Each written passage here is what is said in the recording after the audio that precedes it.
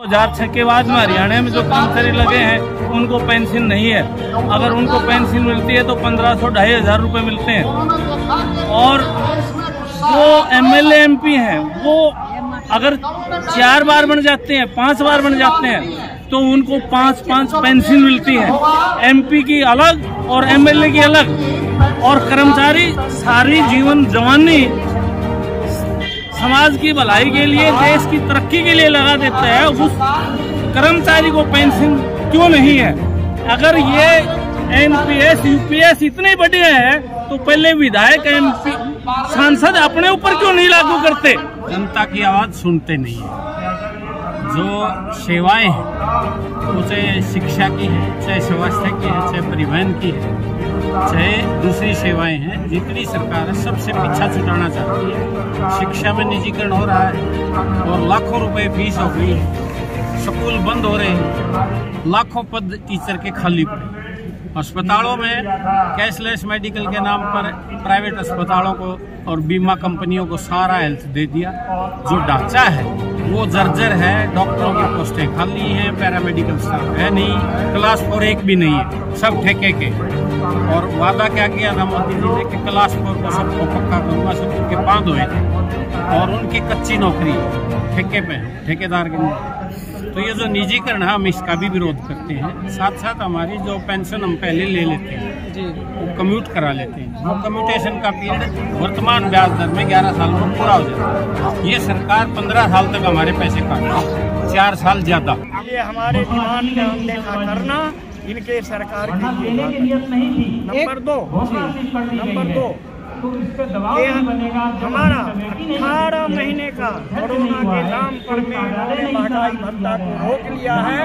हमारा यह डिमांड है कि आप जो है उसको लागू होने को कहीं दूर। हमारा डिमांड है कि 65 साल के बाद सभी पेंशनर्स को वह 5-5 साल पर में आप इंक्रीमेंट दो। यह सरकार उस समय में 80 वर्ष के आयु में जहाँ तक लोग पहुँचते समाप्त हो जाता है तब जाकर के इंक्रीमेंट देता है। क्या कोई हमारा यह डिमांड है कि रेलवे में जो सीनियर सिटीजन के लिए को जो सुविधा दे रहे थे, तुमने जो है कोरोना पीरियड में उसका हरण कर दिया। हम उसका पुनर्बहाल करो। इन्हीं डिमांडों के साथ 10 डिमांड को लेकर के आज हम यहाँ धरना पर में बैठे। क्या वो 10 में मुख्य बताना चाहेंगे क्या क्या डिमांड है? अभी जितना डिमांड मैंने बताया वह सब मुख्य डिमांड ही है। जिस तरीके से सरकार एक तरफ निजीकरण कर रही है और पेंशनरों को पीछे धकेल रही है, तो क्या लगता है क्या मंशा है सरकार की? ये जो सरकार चुनी गई दुर्भाग्य है भारत के लोगों का। असल में भारत के जनता के रिप्रेजेंटेटिव नहीं है। बहुमत इनको मिला नहीं, जुगाड़ तुगाड़ करके सरकार बना दी। जनता की आवाज़ सुनते नहीं है।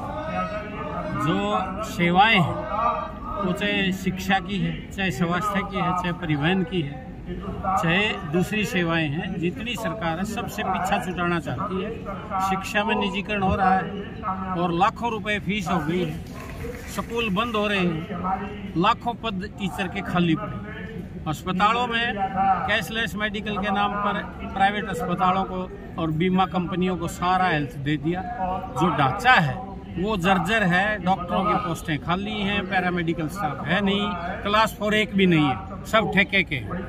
और वादा क्या किया था मोदी जी ने कि क्लास 4 को सबको पक्का करूंगा, सब उनके बांध हुए थे और उनकी कच्ची नौकरी ठेके पे है, ठेकेदार के लिए। तो ये जो निजीकरण है हम इसका भी विरोध करते हैं। साथ साथ हमारी जो पेंशन हम पहले ले लेते हैं वो कम्यूट करा लेते हैं। वो कम्यूटेशन का पीरियड वर्तमान ब्याज दर में 11 साल में पूरा हो जाता है। ये सरकार 15 साल तक हमारे पैसे काटती है, 4 साल ज्यादा।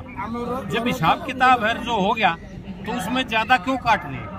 इसी प्रकार से मेडिकल की सुविधाएं का हमने ये कहा कि कैशलेस मेडिकल स्कीम हमें कैशलेस देके जो सरकारी ढांचा है उसको तो नाश कर रही है, कोई डॉक्टर नहीं। बीमा कंपनियों के पैसे बढ़वा रहे हैं। ये बड़े दुख की बात है कि ना तो वो बीमा कंपनियां हमारा इलाज करती कि सरकार हमें पैसा नहीं देती। हरियाणा में हुआ ऐसे जी। हजारों करोड़ रुपया प्राइवेट अस्पतालों का बंगाया था, उन्होंने 7 दिन अस्पताल बंद किए, इलाज बंद किए, तब जाके 200 करोड़ उनके जारी किए। देश के नागरिक का शिक्षा और स्वास्थ्य पर सबसे पहला हक होता है जो निःशुल्क होने चाहिए, लेकिन उसके उल्टा जो है वर्तमान में एक धंधा बन गया है। क्या कहेंगे इस पे? हम ये कहना चाहते हैं कि मोदी वास्तव में रिप्रेजेंटेटिव है अंबानी और अडानी का।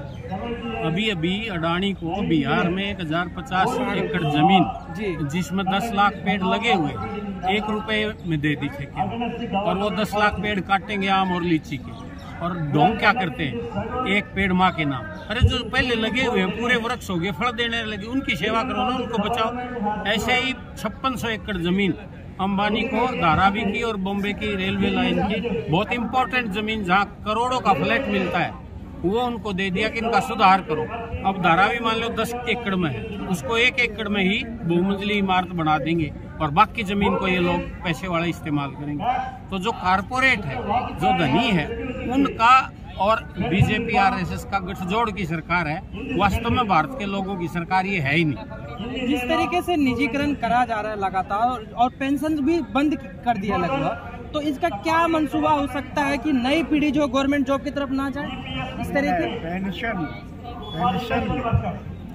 हमसे 10% काटती है, 14% सरकार देती है बिना कहे हुए, तो 24% यह पेंशन कहाँ जाता है? यह जाता है अंबानी के खाता में, या जाता है अडानी के खाता में। उनको फंड मैनेजर बना दिया है माल महाराजी का और मिर्जा खेले हुए। हमारा पैसा, और वहाँ आप मल्टीनेशनल कंपनी को आप दे रहे हो, औद्योगिक घराने को दे रहे हो, मुनाफा वो कमाएगा और हमको मिलेगा। आज अगर कोई शिक्षक रिटायर होते हैं तो 1500 रुपया 1600 रुपया उनको पेंशन मिलता है। क्या मतलब है इसका? यह जो है शुद्ध करके यह सरकार जो कहा ना हमारे साथी ने, यह अंबानी और अडानी की सरकार है, यह जो औद्योगिक घराने की सरकार है, उसी के हित में यह निजीकरण का काम कर रही है और जनता बेचारी वह कुचली जा रही है, वह त्रस्त है और यह अब ज्यादा दिन तक नहीं चलेगा। आप लोग तो एक पदाधिकारी रहे हैं, अब रिटायरमेंट हो चुकी है, अन्य लोगों को भी पेंशन दिया जा रहा है, क्या आपके हिस्से का पेंशन उन लोगों को बांटा जा रहा है? कि किसी के हिस्से का पेंशन नहीं बांटा जा रहा। हमारे हिस्से का पेंशन तो जा रहा है मल्टीनेशनल कंपनी के खाते में, वो उससे मुनाफा कमा रहे हैं, वो जा रहा है, मुनाफा कमा रहे हैं। हमारा कहना है कि जो पेंशन हमको मिलता है वह सुप्रीम कोर्ट का फैसला है। यह सरकार हमारे ऊपर कोई दया नहीं करती है, कोई कृपा नहीं करती है, वह अनुकंपा की राशि नहीं है। यह जो है हमारा फंडामेंटल राइट है, इसलिए कि हमारे ही पे स्ट्रक्चर में से अपॉइंटमेंट से पहले एक निश्चित राशि काट ली जाती है और वही हमको पेंशन के रूप में। बल्कि बढ़ते समय के साथ महंगाई भत्ता मिलना चाहिए, उसकी जगह जो वाजिब है वो भी नहीं मिल रहा है। तो क्या लगता है रिवीजन कमेटी जब दिल्ली में चुनाव थी, दिल्ली में रिपोर्ट आंतरिक रिपोर्ट सरकार को मिली कि दिल्ली में सबसे ज्यादा सरकारी कर्मचारी है, अगर आप पे रिवीजन कमेटी गठन की घोषणा नहीं करोगे तो हम हार जाएंगे। तो उन्होंने आनंद फानंद में 8वें वेतन आयोग की अनुसंधान स्वीकृति की घोषणा कर दिया। आज जनवरी से लेकर के, और यह सितंबर महीना है, 9वां महीना है, आज तक जो है 8वां वेतन आयोग की गठन नहीं किया। इनकी मनसा ही नहीं है। ये कर्मचारी विरोधी है, ये श्रमिक विरोधी है, ये छात्र विरोधी सरकार है, ये नौजवान विरोधी सरकार है, ये किसान विरोधी सरकार है और पेंशनर्स विरोधी सरकार। लगातार मोदी जी मंचों से पेंशनर्स के लिए कुछ न कुछ बातें करते आ रहे हैं। वह सिर्फ करते हैं, वह कहते हैं, करते नहीं है। उनके झूठों की एक बड़ी लंबी लिस्ट है, 2 करोड़ से लेके और 15 लाख खातों में। ये सारी बातें आपके सामने हैं, फिर भी आप पता नहीं क्या मोदी के बारे में सुनना चाहते हैं। मोदी झूठों के बादशाह हैं। आज जन्मदिन भी है उनका, क्या कहेंगे? वो खैर 100 साल तक रहे, वो उनकी वो अलग बात है, लेकिन वो इस लायक नहीं है, इस पद के लायक नहीं थे।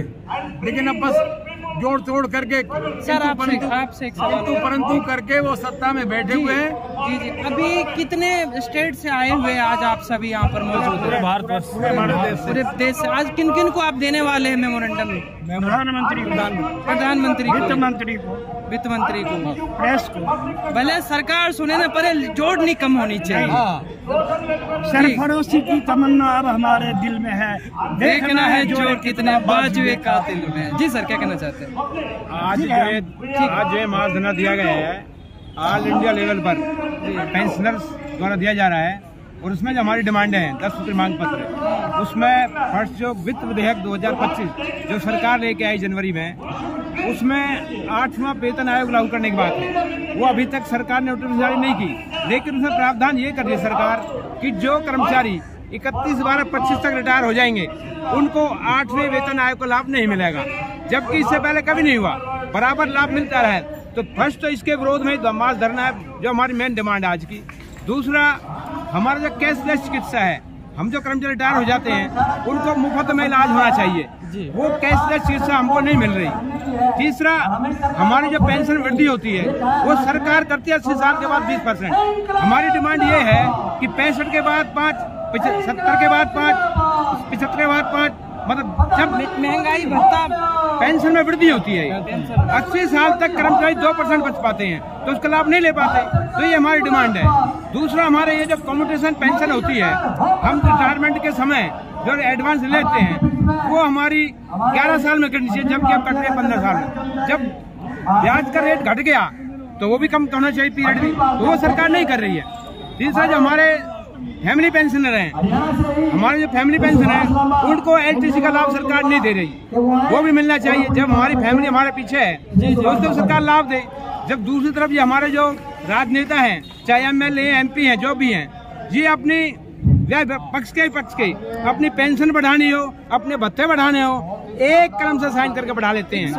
इनका 1 करोड़ अब इनको लोन दिया जा रहा है, मकान बनाने के लिए 1 करोड़ का लोन, मतलब 10 लाख का लोन, मतलब 10,000 भत्ता, ट्रांसफर भत्ता अपने लिए तो सब बढ़ा लेते हैं, लेकिन जो पेंशनर हैं उनकी सुनवाई नहीं हो रही।